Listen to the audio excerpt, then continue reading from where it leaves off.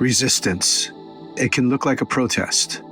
Other times, it's simply carrying forward a story that others would rather forget.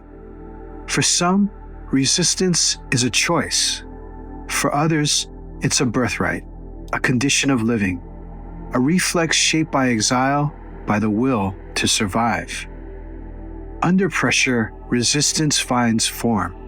In poems, in banned pages passed from one reader to another, in paintings hung in a gallery or put on a street wall.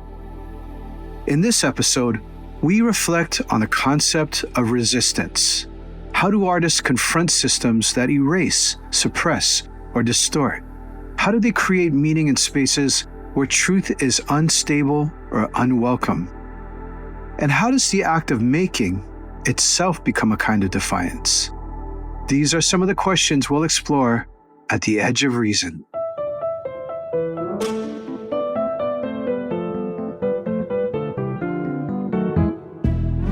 A limited series podcast produced by Atlantic Rethink, the Atlantic's creative marketing studio, in partnership with Hauser Wirth, a home to visionary modern and contemporary artists. Today we're joined by two masters of their craft, visual artist Firelei Báez and novelist and essayist Edwidge Danticat, both of whose works offer powerful meditations on resistance, its legacies, its emotional toll, and its imaginative force. Joining us first is Firelei Báez, the Dominican-born New York-based artist who is celebrated for her large-scale, intricately detailed paintings and paper works, and her immersive installations and bold sculpture. In pieces like Anacaona, Destroy the Beauty That Has Injured Me, and Wanderlust, Demanding Recompense, she depicts femme figures whose limbs bloom into wildflowers, exploding in saturated otherworldly color across faded colonial maps. Through her work, she reclaims erased histories while forging imaginative possibilities for diaspora, transformation, and resistance. Firelei, welcome to Edge of Reason. I'm so happy to be here with you. So this season, we're asking how artists engage with history to challenge or reinterpret or reshape the present and the future. In your work, resistance often feels both ancestral, timeless, and mythical. Just wanted to start by asking you, when you reflect on the word resistance, what comes up for you? I think of resistance as a tool within our arsenal for navigating alignment or misalignment with the world around us. I feel like there are many legacies and cultures around the world, but the predominant one within a Western canon has always been of separation from Descartes and the enlightenment of mind over body, supremacy over certain spaces and beings. We've seen the full gamut of that. We see the trying to snap back into that mindset. And then we have other forms of being, other cultural legacies that allow you to see yourself as integral to many other parts of the world around you, not a supreme being. So resistance to me is the gift we have to be able to re-merge with something bigger than ourselves. I love that you're thinking about and talking about resistance in terms of this really long period of time. Yeah, I'm thinking pre-human, post-human. Those are things that we are but a mote in space. And there is this, maybe let's think of it in terms of a cherry blossom, a petal. I love the ethos around the cherry blossom season, that a perfect life lived is one where you bloom to your highest profusion and you're so in sync with cycles that you don't hold on tightly. You just let go at the height of bloom, and you're willing to acknowledge that you're part of a larger cycle and that you will perhaps bloom again, or you might become the earth that will feed the next bloom after you. But blooming and letting go, not being so attached that we don't let other things flourish around us. We have this image of resistance being the point of inflection, and I remember this beautiful lesson from the freedom fighters that not everyone was going to be in the front lines. Revolution required someone to set up the beds, to cook, to be able to do the things that was going to keep you whole. As a collective, the work that I'm making is that power boost that can help you re-anchor back in and face the world anew. I'm the cook in the background. I'm the person setting up the bed. I love that. Let's bring in our guest, the acclaimed author Edwidge Danticat, whose fiction, nonfiction, and memoirs center themes of migration, political violence, life and death, and the bonds of family and memory. Raised between Haiti and Brooklyn, she's the author of 17 books and has long chronicled the complexities of migrant life and the quiet forms of defiance against authoritarianism that are embedded in acts of daily survival. In works like Brother, I'm Dying, which won the National Critics Circle Award for Nonfiction, and Create Dangerously, The Immigrant Artist at Work, she writes about exile, loss, and the courage of bearing witness. And, not incidentally, she teaches at Columbia University as the Winston Tom Mellon Professor of Humanities and African American and Africa Diaspora Studies. Edwidge, welcome to Edge of Reason. Thank you. Thank you so much for having me. You spent your childhood in Haiti, a country born of revolt. How has your personal experience as a migrant and as an American shaped your voice as a writer, as a witness, as a daughter of Haiti and the diaspora? Well, it was wonderful to hear both you and Firelei talk about resistance as ancestral, resistance as lineage, because coming from Haiti, a place born out of revolution, that's sort of always been part of our visions of ourselves, even as Haiti is going through very difficult times right now. When you think of resistance in terms of even like the original founding of both the indigenous population of Gstaad, now called Haiti and the Dominican Republic. So that's always been part of our storytelling, our view of ourselves, that resistance is survival, just because the way our societies began, that we're here because someone resisted. But also at the same time, and because both Firelei and I are part of like our production, the way we produce our work is born out of joy, also joy for the work and joy for the people. In this way, that resistance can be memory, can be ancestral, but also can be joy. And as we're learning more recently, can be rest. I just, for example, finished reading Dana Williams's book about Toni Morrison as editor. And one of the things that she says very clearly is that when during the civil rights movements that had in the 60s, she couldn't go out because she had small children. But she referred to the way she participated in the struggle was through documentary keeping, publishing authors, publishing Angela Davis, publishing Muhammad Ali. So resistance can also be an act of archiving. And I think as migrants or children of migrants, especially in this current period where so much is being erased, that is also part of recording. Bearing witness is also a part of resisting. That's beautiful. There's so many things to talk about now. So let's dive into this conversation. But I wanted to start actually with a question about form, because Firelei, you're an inveterate reader, and Edwidge, I know that you're thinking about visual culture all the time. So the first question I wanted to ask is, what do you think literature can do that painting can't? Well, one thing that I feel like is always a gift, and to circle a little bit back on the theme of resistance, that one thing that both of our fields can do is create worlds. And in that act of envisioning, you don't just resist what has been, but you create windows for whole new ways of being, kind of go beyond the limits of perception. There is a line of, isn't it odd that we actively, when we're reading physical books, we're hallucinating over slices of trees. We're actively projecting ourselves into these worlds that have been so magically conjured by someone. And as someone who's constantly late or who's very time blind, I'm always leery of having any medium that is time bound. So that's why I love the two-dimensional image, for instance, or sculpture. You come in atemporally. So it's more of this almost puzzlement at how magical it is that you can create something that is both time bound, but also time freeing. A really brilliant author will make you feel so anchored into a particular moment. And you realize I have been past, present, future, past, present, future. As a reader, you're navigating, you're flipping through constantly.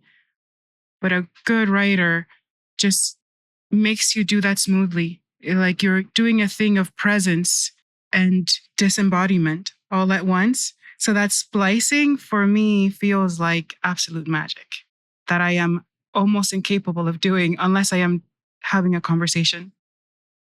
Edwidge, how does painting accomplish things that literature cannot? And how do you think the two relate together, painting and literature? Well, I'm always slightly envious of visual culture, and I think that's why I try to, when I can, sort of explore or delve into visual artists, because I think they do this powerful thing within a frame or a series of frame. And then Firelai's work is like a whole experience, right? It's like a full body experience. But we talk about sometimes the short story as a kind of painting where you can imagine what happened before, you can imagine what happens after, but while you're looking at the visual image, you're fully immersed. You're fully in this world. And then while it still leaves this possibility for you to insert yourself or for you to imagine what the next frame might be. So in that way, there's a kind of deeply collaborative effort that you're part of when you're looking at an image or when you're touching something we're not allowed to touch it, but you can imagine yourself touching it. So I think there's so much power in that. And even when I'm writing, I really try to actually have for myself a very clear visual image so that you can create that hallucination that Firelei was talking about for someone to participate in with you. Of course, they're bringing their own part to it, but I think with visual art, especially work like Firlei's work, you're immersed in it. You become part of it. You can take a dive into it. Mm. Firelei, how are you reacting to what Edwidge just said? No, that's absolutely my favorite audience is one that will co-create with me. It's like I give you half the composition and everything, your life experience, all your knowledge, your archive, your internal archive is a thing that's going to complete the work. So that means that you can create multiple works. Whereas with a book, I feel like you have parameters. I might have pronounced the character's name wrong because I'll come in with different languages. But when you're reading the book, you stick pretty close to that person's lived experience in a way that you're not meant to wander off into different rooms. I feel like in a painting, you create the infrastructure and people populate different rooms at will in sometimes ways that you don't expect or don't know, but are also exciting. Edwidge, I wanted to ask you, because Firelei brought up temporality, about time, because it strikes me how your writing also moves between past and present and future, and sometimes even within the same paragraph really fluidly. When you're telling the story of Haiti and the Haitian diaspora, are you offering a different way of thinking about time and about history and memory? That the telling is not just about the narrative, but it's also about giving tools for resistance, perhaps, like a way to push back against colonial frameworks and hold space for a more layered truth, kind of like what Firelei is doing in her paintings. Oh, I mean, absolutely. I think part of survival, like this idea of resistance or even survival, when we imagine it, is to try to construe a future. And especially in difficult times, to be able to imagine something beyond the moment that you live in. And I think when you think of the eradication of indigenous people on the lands where we come from, or people who were enslaved, I mean, they had to be able to imagine a future. And I think that's also what art does. It's a kind of dream. And for example, when I look at the women in Firlei's work with all their like the lushness like painted on them, you can imagine a past, but you can imagine a future also where using all the difficulties we face, where we could evolve as something else. You know, I have two daughters, and I have to be able to sort of project some positivity into their future. And when we create art, even as we're documenting the past, we also can draw lessons from these women like we both adore Anna Kauna, right? Mhm. And what that kind of model means. Like, what was it about this person that allows us to still call out her name today? So that continuity is possible in art, whether it's visual art or literature. And I definitely try to explore that because at the same time, migrants are always looking back, but also we're here because most of us are thinking about the future for our children, right? So those two, that whole continuity is so powerful in art, especially as Firelei sometimes has to do it in one or a series of frames, right? To say so much with like a brush of paint. That's something I think is very powerful. Like you can feel the emotion on the canvas when you see it too. Firelei, can you tell us who Anna Kaona is and why you chose her as a subject? So hopefully I will not do disservice to her legacy.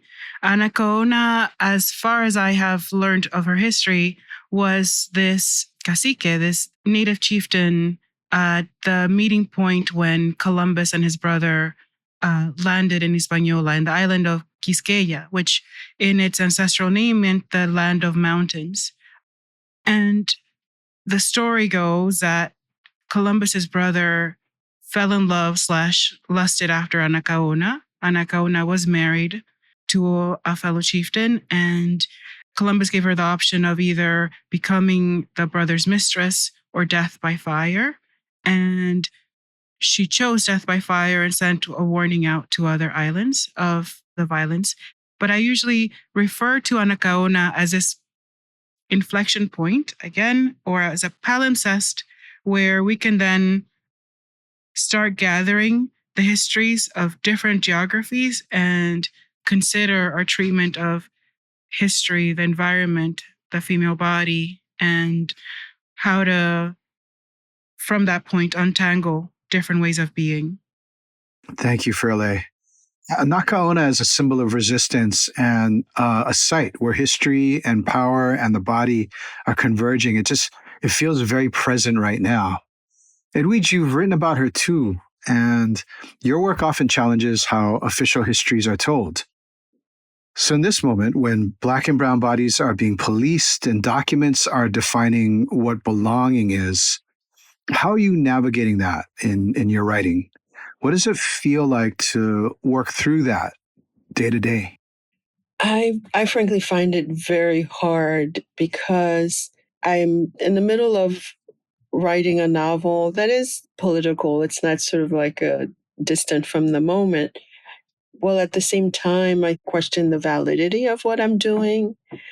And, you know, going back to this idea of resistance, thinking like, is this the best use of my time to be wrapped up in this very elaborate, singular, sort of personal endeavor? So I find myself questioning the work I'm doing a bit more. Like, is it better to go to a protest? Is it better to be writing something? Especially if you're teaching, you have like a very condensed period of time in which to do work that's not related to teaching. So that's a question I'm asking myself. I go back again to Toni Morrison doing the Bush era, who wrote this essay in the Nation magazine that's quoted a lot, where she said, you know, in a similar moment in time, she was feeling depressed and she's like, is this what I should be doing? And this friend reminded her that this is precisely when artists go to work. So I find myself trying to redefine what that work is. What is the best kind of balance of that? And is the work that we're doing, like if we finish this work and it gets seen as a bigger voice, does it quote unquote humanize the people that are being so dehumanized every day? Is our visibility as children of immigrants? Does that make it easier for the person who's being beaten down by ICE? We also have people we love who are vulnerable to these violences. So it's a little bit part of, like, before I dive into my work, I feel like I have this conversation all the time, like how to define what this work means for me, and also what it means for the collective, the people who on whose back I stand here, the people who brought me here, and the people who are still being brutalized and humiliated and dehumanized by this cruelty, this violence we're seeing on Black and brown bodies, but on immigrant bodies. So it's like the duality of facing the crassness and the limited vision of the present. We're at a point how so much of what we consider scarcity now is so constructed that it is upon us to create that moment, the refraction that gets us to see the actual abundance that there is. I think one of the gifts of creatives, we have lots of limits, but in this imagining, in this boundless space of creation and a gift from the muses, we are able to open up windows. Within that mental space, there is also the ability to say we have the capacity to create worlds anew. I have this feeling that we're on this point where we have inherited several narratives of humanity is only capable of existing as a high culture within a period of 4,000 years. And I keep thinking that we have so many lessons and so much abundance. We are in a place where we have the capacity to harness resources in a way that can be more aligned with environment. We are in the Anthropocene, but that doesn't mean the world will end with us. So then how do we survive within that space? And not only how do we survive, how do we realign with environment so that we can thrive in it? Because our failure to thrive in it is purely self-made. We are at a lack of imagination. I feel like the imagination is boundless. The only limit is a budget. I have, as an artist, I have limitless ways of being and doing and creating and undoing. The studio is a laboratory for like absolute creation. And if anything, my biggest thing that I can do in the studio is to create moments of mental abundance, not as a point of escapism, not as a point of like, God, we got to check out, but like, we need to create moments of imagining so that we can get ourselves out of here. I really love this idea of the boundless abundance as an act of resistance, because of course that's the gift of the imagination. But we're also, speaking to the current moment, this idea of perceived scarcity is used as a weapon. If a child born today in the United States doesn't have birthright citizenship, does that mean your child will have a better life? These acts of cruelty are being cheered on. People are reporting their neighbors to immigration. Weaponized. Right? And so the perceived scarcity, it's such a counter to also what these people who call themselves Christians, this idea of like seeing your neighbor as yourself. It is presented as these people are taking something away from you. Like if they disappear, your life will be glorious. So I really appreciated this. And I take great hope in this idea of that art at least offers that portal of endless possibilities, because we're going to need those kinds of acts of imagination, just as our ancestors did. As Firelei was talking, I was thinking of Nikki Giovanni, who talked about going to Mars. It's like, Black women going from the halls of slave ships where people hummed a song that allowed them to survive. And then the possibility of, as Nikki Giovanni put it, of like from there to like going beyond like even our present. And so I'm looking for hope wherever I can find it these days. And that I felt like that was very hopeful.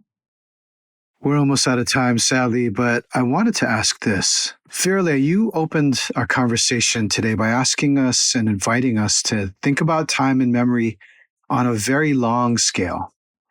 But I also keep hearing from younger people and many others asking about the right now. So I'd love to hear from both of you on this question.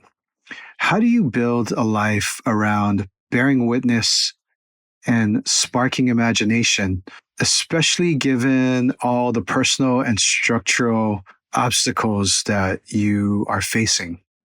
Edwidge, you're smiling. I imagine you get this question a lot from your students. Yeah, absolutely. I think because, at this moment in time, there's so much that shifting, even for young people. So I think like there's the uncertainty about creative work is even more so, and in this environment. So, but I always say faith, and now it seems like a daily task, right? To renew your faith in humanity, renew your faith in your neighbors, renew your faith in your ability to survive, right? I mean, it's like a daily commitment these days, right? There's so much unpredictability. There's so much hostility on Black and brown and immigrant bodies. And we're all in communities where people we know or people we love are affected by policies, by this administration and so forth. So it's again like wrestling with that faith in creative work, but I think you have to look back to the past for it. Audre Lorde says we've been there before, and to renew that faith in survival and work, and also to remember, as we also had to be reminded that our survival has always been woven into creative work. The civil rights movement, people sang, artists were part of that. And so to believe in your ability to produce work, which might require a lot of imagination and joyful abundance, as Firelei said, but also to believe that there will be a future and we're certainly going to be a part of it. Mm-hmm. On my end, I would even say that community was always such a crucial part, like real world community, touch hand, touch grass, like real world tactile community was always the baseline for survival. If you had to go to work, you had the aunties who could take care of the babies. There are so many things that have been divested from our culture. The gains and losses of acculturation or a culture reaching like a high level of capital development, that there are so many things that you lose. You lose the family network, being able to take care of each other, someone to make the food, someone to get the different resources that are necessary for daily life. It becomes difficult when you're doing all of that on your own. So if at baseline you can build up more resilience by having real world community, make your own family, make those anew. At baseline, those are really important things. We are going to be more and more driven to be isolated and disassociated into a pleasurable scrolling of a device that is not going to feed us in the same way. That because we have eons of genetic development, at baseline, we have to acknowledge what those are. What are the carbon-based limits of our body that need to be fed and nurtured, and that they're not limits. It's not a meat suit. It's not something to be discarded. It is an incredible gift. It's been such a gift to be in community with both of you today and to be inspired by your visions and your practices of resistance, of imagination, and of care. And perhaps it can help us to appreciate the long view of how folks have made it through the past and get us through this moment that we find ourselves in right now. Firelei Báez, Edwidge Danticat, thank you for joining us on Edge of Reason. I'm Jeff Chang, and you've been listening to Edge of Reason. Join us next week as we turn to the estate of the artist Louise Bourgeois. We'll be joined by curator Francis Morris and psychoanalyst Jameson Webster to reflect on the enduring legacy of Bourgeois' work, its influence, and the questions it continues to raise today. If you've enjoyed what you just heard, like and review us on Apple Podcasts and help spread the word about our series to other listeners like you.